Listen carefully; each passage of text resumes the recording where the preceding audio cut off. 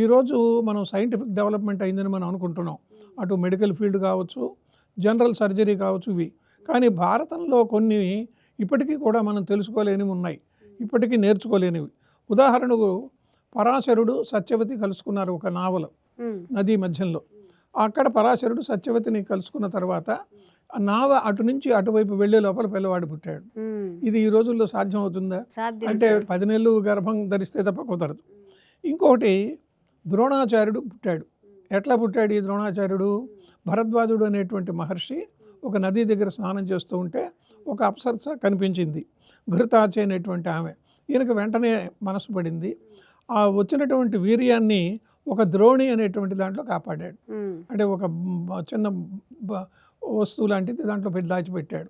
అది పెరిగి పెద్దవాడయ్యాడు, ద్రోణాచార్యుడు అయ్యాడు. అందుకనే ద్రోణి నుంచి వచ్చింది కాబట్టి ద్రోణాచార్యుడు అయ్యాడు.